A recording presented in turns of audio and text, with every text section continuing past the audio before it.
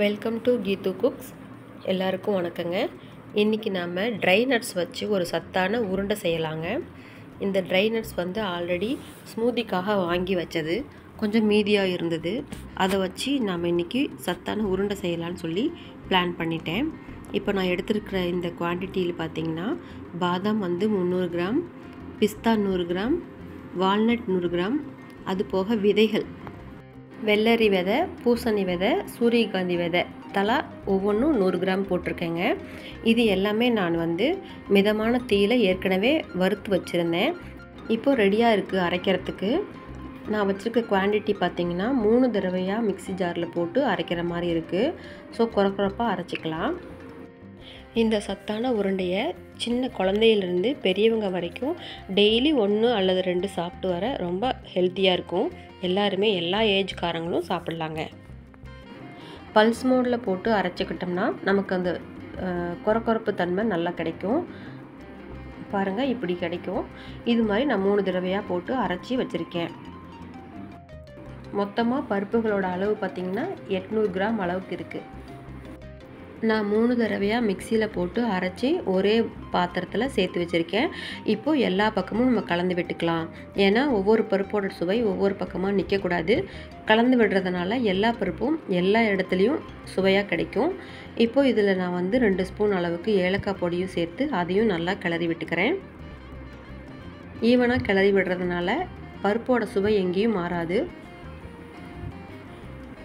உருண்டையாக சாப்பிடும்போது எல்லா பருப்புகளும் நம்மளோட வாய்க்கு கிடைக்கும். இப்போது நம்ம உருண்டை பிடிக்கிறதுக்கு வெல்லம் ரெடி பண்ணிக்கலாம். ஆனால் நான் ஆல்ரெடி பனவெல்லம் கரைச்சி வடிகட்டி ரெடியாக வச்சுருக்கேன். பாட்டிலில் ஸ்டோர் பண்ணி ஃப்ரிட்ஜில் வச்சு யூஸ் பண்ணிக்கலாம். கெடவே கெடாது, நல்லா இருக்கும். நான் ஆல்ரெடி ஒரு வீடியோவில் சொல்லியிருக்கேன். இப்போ இந்த உருண்டைக்கு கூட இந்த வெல்லத்தை தான் நான் யூஸ் பண்ண போகிறேன். இப்போ கடாயை சூடு பண்ணிவிட்டு 1 டம்ளர் அளவுக்கு நம்ம இந்த வெல்லத்தை ஊற்றிக்கலாம். லைட்டாக சூடாகட்டும். கை பொறுக்கிற அளவுக்கு சூடானால் போதும். ஒரு பாத்திரத்தில் கொஞ்சம் மாவை எடுத்து தனியாக வச்சுக்கிட்டு அந்த மாவில் நம்ம இந்த வெல்லம் கரைசலை ஊற்றி பிசைஞ்சிக்கலாம். வெல்லம் சூடு ஆறி போனாலும் ஒன்றும் பிரச்சனை இல்லை. உருண்டை கெட்டு போகாது. நம்ம பிசையிற போது சூடு இருந்தால் மட்டும் போதும்.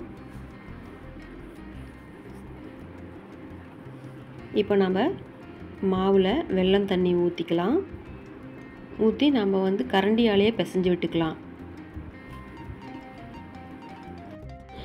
இப்போ நல்லா பிசைஞ்சாச்சுங்க. நம்ம கைகளாலேயே உருண்டை பிடிச்சிக்கலாம். நல்லா கெட்டியாக உருட்டி பிடிச்சா போதும், அழகாக வந்துடும்.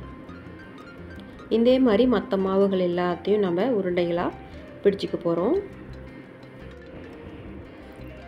ஆரோக்கியமான ரொம்ப டேஸ்டியான நட்ஸ் உருண்டைகள் நமக்கு இப்போ ரெடி ஆகிடுச்சிங்க.